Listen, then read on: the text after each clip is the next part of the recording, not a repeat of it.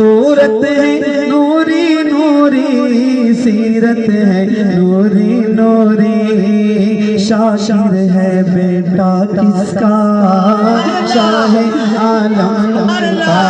صورت ہے نوری نوری، سیرت ہے نوری نوری، شاعر ہے بیٹا کس کا شاہ عالم کا۔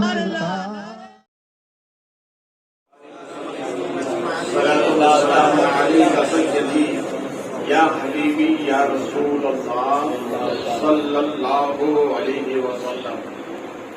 بندہ تعالیٰ ہمارے یوسف بھائی لورانیہ مرحوم، اللہ تعالیٰ انہیں غریب رحمت فرمائے۔ یہ مکان انہیں کا ہے، اس میں آپ موجود ہیں نا؟ اب یہ اس کو بنے ہوئے 1 سال ہو گیا، مگر نمبر 1 سال کے بعد آیا پروگرام کا، ہے نا؟ تو نعت کا حضرات سے گزارش ہے کہ آج آپ کو اگر موقع نہیں ملا تو کل انشاءاللہ خانقاہ بخاری میں موقع دیا جائے گا۔ اسی لیے میں نے کہا مناسب سمجھا کہ کچھ گفتگو ہو جائے، بھائی نیا مکان ہے نا، تو نئے مکان کی خوشی ہونا چاہیے، اور اسی خوشی میں یہ پروگرام کرنا ہے۔ کسی عاشق نے بڑی اچھی بات کہی ہے، بولے آپ لوگ بھی بولے، آپ بولیں گے تو انشاءاللہ بہت اچھی بات سنا، اسی لیے کہ محبت 2 طرف سے ہوتی ہے، ایک طرف سے تو نہیں ہوتی۔ ابھی ناطقہ حضرات کو آپ نوٹوں سے داد دے رہے تھے، مجھے کم سے کم ہوٹوں سے داد دے رہے۔ کسی عاشق نے بڑی اچھی بات کہی ہے، ذکر محبوب خدا کرتے رہو۔ صاحب مکان بڑے مبارکباد ہیں کہ انہوں نے اپنے نبی کی یاد میں اس محفل کو سجایا۔ ذکر محبوب خدا کرتے رہو، حق محبت کا ادا کرتے رہو، حق محبت کا ادا کرتے رہو۔ یہ محبت ہی تو ہے نا۔ دیکھیے محبت کی 2 قسمیں ہیں، ویسے تو 1 قسم ہے، مگر میں جس اعتبار سے عرض کر رہا ہوں، ایک محبت ہے نبی کی امت کے ساتھ، اور ایک محبت ہے امت کی نبی کے ساتھ۔ اب یہ دونوں فلسفے تو بیان نہیں کر سکتا، اتنا ٹائم ہی نہیں ہے، اس لیے کہ بعد میں آپ کی ضیافت کا بھی اہتمام کیا گیا ہے، ماشاءاللہ۔ اب نبی کی محبت جو ہمارے ساتھ ہے، صرف اسے سننا ہے۔ میں ایک تاریخ کا حوالہ دے رہا ہوں، انشاءاللہ ایمان میں تازگی پیدا ہو جائے گی۔ ابھی حج کا موسم ہے، لوگ حج کے لیے جا رہے ہیں۔ نظام الدولہ سرکار میں ایک آپ کا مرید آتا تھا، کب آتا تھا؟ حج کے موقع پہ۔ کب آتا تھا؟ بولے محبت، حج کے موقع پہ آتا تھا، اور آنے کے بعد کہتا حضور مجھے حج کے لیے جانا ہے، مجھے حج کے لیے جانا ہے۔ سال گزر گئے، پھر ایک مرتبہ آیا تو آنے سے پہلے نظام الدین اولیاء سرکار نے فرمایا اچھا حج کے لیے جانا ہے؟ انہوں نے کہا ظاہر قسمت، سرکار میں تو ہر مرتبہ کہتا تھا، آج آپ نے ہی فرما دیا ضرور جانا ہے۔ تو آپ نے پولیس سے فرمایا جا اس کو حج کرا دے، جا اسے حج کرا دے۔ یہ ہے روحانیت، اور مادی طاقت روحانیت کے سامنے 0/0 ہے۔ فرمایا جا حج کرا دے۔ خادم بھی پکا تھا نا، کچا نہیں تھا، پکا تھا خادم۔ خانقاہ کے سامنے گیا، دائرہ کھینچا اور فرمایا بیٹھ جا، حج کرنے جانا ہے۔ دائرے کے اندر بٹھایا اور فرمایا بیٹھ جا، حج کرا دو ابھی۔ بیٹھ کے کہا آنکھیں بند کر، آنکھیں بند کی تو خادم پوچھتا بتا آپ کہاں ہے؟ کہا حرم میں ہوں۔ بڑے محبت سے حرم میں ہوں۔ کہا پھر آپ کہاں ہے؟ کہا احرام باندھ کر کے مینا جا رہا ہوں۔ کہا پھر آپ کہاں ہے؟ کہا قربانی کر رہا ہوں. پھر اب کہا خانہ کعبہ کا طواف کر رہا ہوں. اب بتا کہاں پر ہے؟ کہا روضہ رسول پر حاضر ہو. کہا حاضری ہو گئی؟ کہا ہو گئی. کہا آنکھیں کھول. جو آنکھیں کھولی تو دلی میں. آنکھیں کھولی تو پہلے کہاں تھا؟ حرم میں تھا. یہ پاور ہے، پاور. کیا ہے یہ پاور ہے. نظام الدین اولیاء دلی میں بٹھا کر جب اس کو مکہ دکھا سکتے ہیں تو میرے خواجہ بھی اجمیر میں بٹھا کر مدینہ دکھا سکتے ہیں.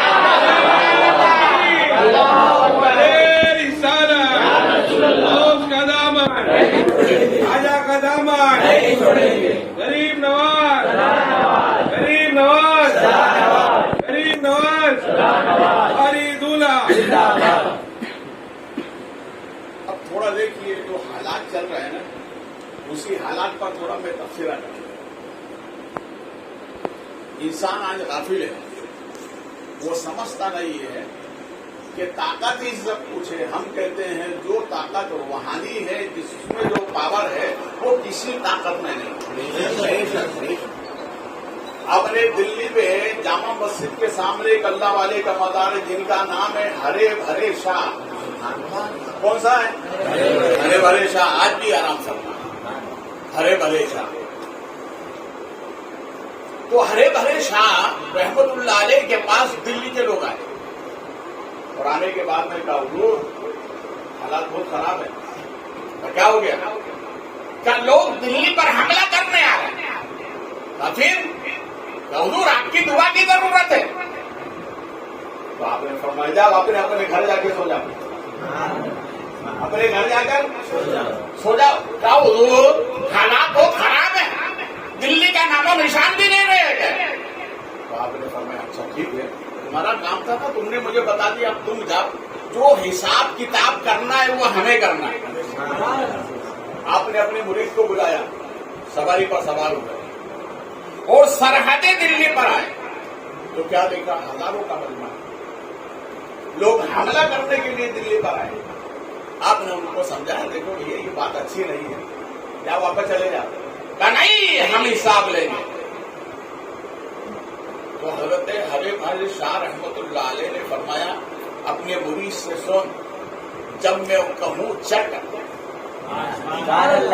جب میں کہوں چٹ تو تم کہہ دینا پٹ. چٹ اور پٹ سمجھے نا؟ بچپن میں بچے لوگ چٹ پٹ کھیلتے ہیں. یوں ہوا تو چٹ، یوں ہوا تو پٹ. بچپن میں بچوں کا کھیل ہے یہ. مگر خانقاہ سے پتا چلتا ہے چٹ اور پٹ ہے کیا. آپ نے فرمایا میں کہوں کہ چٹ تو تو کہہ دینا پٹ. ہزاروں کا مجمع لگا ہوا ہے. حضرت ہرے بھرے شاہ نے فرمایا دیکھو مناسب نہیں ہے حملہ کرنا. کہنا یہ ہم تو بدلہ لے کر جائیں گے. بچے سے ہی حضرت ہرے بھرے شاہ نے فرمایا چٹ تو مرید نے کہا پٹ. زمین نے منہ کھول دیا. آدھا حصہ ادھر آدھا ادھر. جتنے ہزار آئے تھے سب زمین کے اندر. جتنے آئے تھے سب زمین کے اندر. آج تک تاریخ خاموش ہے کہ وہ کہاں گئے پتہ نہیں. آج کہا جاتا ہے کہ چلے جاؤ، ملک چھوڑ کے چلے جاؤ، مگر انہیں نہیں معلوم میرے خواجہ جلوہ گر ہیں. اگر غوث اعظم نے چٹ کہہ دیا اور خواجہ نے پٹ کہہ دیا تو سوائے ہمارے کوئی نہیں رہے گا.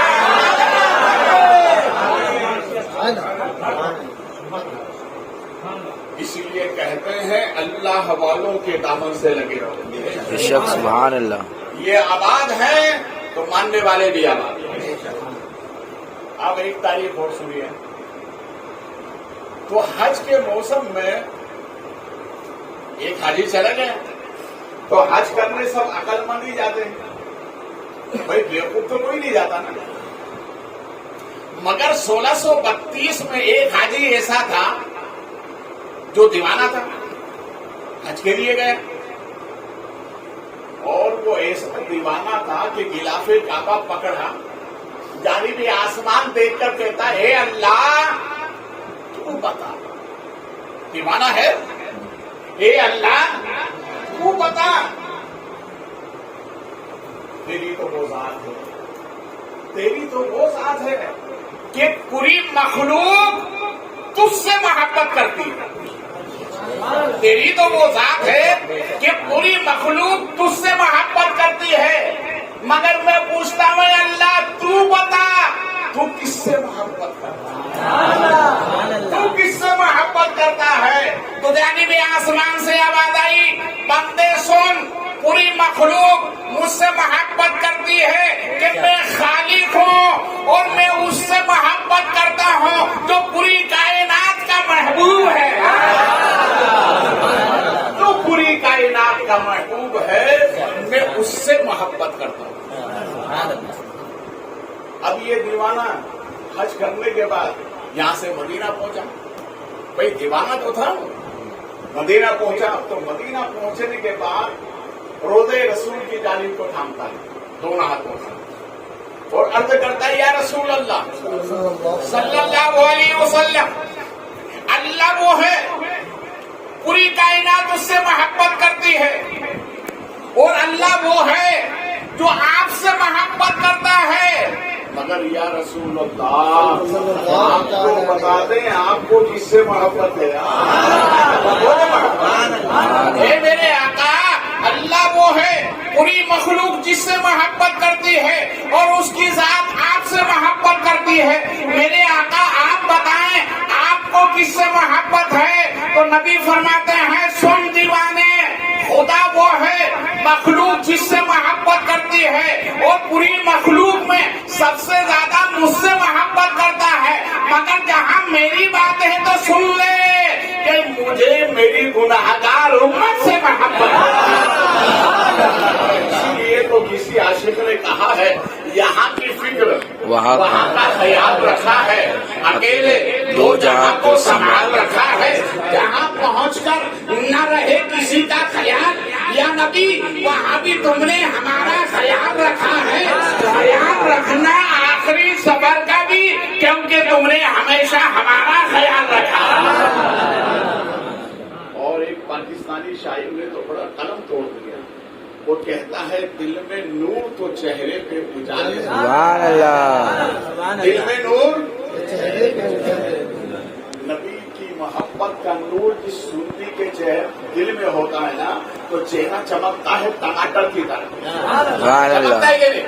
ہزاروں میں سنی پہچان لیا جاتا ہے، یہ محبت نبی کا نور ہے، دل میں نور تو چہرے پہ اجالے ہوں گے، مصطفیٰ والوں کے انداز نرالے، مصطفیٰ والوں کے انداز نرالے ہوں گے، مجمع حشر میں جو اعمال کالے ہوں گے وہ تو سب کے سب تیری رحمت کے حوالے ہوں گے، جہنم نے کہا مولا گناہگار ہے کہاں، تو ذات حق کہے گی وہ تو محبوب نے سنبھالے ہوں گے، وہ تو محبوب نے سنبھالے ہوں گے، ذکر محبوب خدا کرتے رہو، حق محبت کا ادا کرتے رہو، بولے محبت سے، حق محبت کا ادا کرتے رہو۔ اس گھر کی مبارکبادی صاحب خانہ نے جو نبی کی میلاد کی یاد میں آپ حضرات کو دعوت دی، بھائی ہم سنیوں کا عقیدہ ہے کہ ہمارے نبی ہماری محفلوں میں آتے ہیں، سبحان اللہ، سب کا عقیدہ ہے نا، ہمارے نبی ہماری محفلوں میں آتے ہیں مگر دکھائی نہیں دیتے، آتے تو ہیں مگر دکھائی نہیں دیتے، مگر قربان جاؤ جب قبر میں پہنچو گے تو دکھائی دیں گے، پہنچو گے تو دکھائی دیں گے، محفل میں آتے ہیں دکھائی نہیں دیتے، قبر میں آئیں گے دکھائی دیں گے۔ میں نے اس فلسفے کو لے کر سرکار کی بارگاہ میں حاضری دی، میرے آقا آپ کے ناقص غلام سمجھنا چاہتے ہیں محفل میں آتے ہیں تو دکھائی نہیں دیتے اور قبر میں آتے ہیں تو دکھائی دیتے ہیں، سرکار فلسفہ کیا ہے؟ نبی فرماتے ہیں محفل میں آتا ہوں دکھائی اس لیے نہیں دیتا، دیکھتا ہوں مانتا ہے، محفل میں آتا ہوں دکھائی نہیں دیتا اس لیے دیکھتا ہوں مانتا ہے کہ نہیں، اور قبر میں آتا ہوں دکھائی اس لیے دیتا ہوں، دیکھتا ہوں پہچانتا ہے،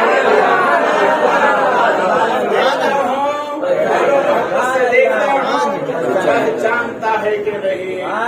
ذکر محبوب خدا کرتے رہو، ذکر محبوب خدا کرتے رہو، حق محبت کا ادا کرتے رہو۔ ایک مدینے کی تاریخ سنیں، اس کے بعد انشاءاللہ سلام پڑھیں۔ ایک عرابی سرکار کی بارگاہ میں آئے اور آنے کے بعد انہوں نے عرض کیا، میرے آقا میرا جانور جو اونٹ ہے نا وہ پاگل ہو گیا۔ کیا ہو گیا؟ پاگل ہو گیا۔ پاگل آدمی کا ٹھکانہ کہاں ہوتا ہے؟ ہاسپٹل میں۔ جو پاگلوں کا ہوتا وہی ہوتا ہے۔ مگر یہ عرابی تھے، آئے سرکار کی بارگاہ میں، میرا جانور پاگل ہو گیا۔ تو اللہ کے پیارے نبی نے ارشاد فرمایا، اچھا ٹھیک ہے، وہ پاگل ہو گیا تو مجھے لے کے چلو۔ کہا سرکار پاگل ہو گیا؟ ٹھیک ہے نا، پاگل ہو گیا مگر مجھے لے کے چلو۔ ہاں وہ دور سے دیکھ کے کاٹنے کے لیے دوڑتا ہے۔ تو ہمارے نبی نے مسکرا کر فرمایا، اسے معلوم ہے میں اللہ کا نبی ہوں۔ یوں مسکرائے کہ جان سے گلیوں میں پڑ گئی، یوں لب گشا ہوئے کہ گلستہ بنا دیا، جن کی تسکی سے روتے ہوئے ہنس پڑے، اس تبسم کی عادت پہ لاکھوں سلام۔ عرابی سے فرمایا نبی نے، وہ مجھے جانتا ہے میں اللہ کا نبی ہوں۔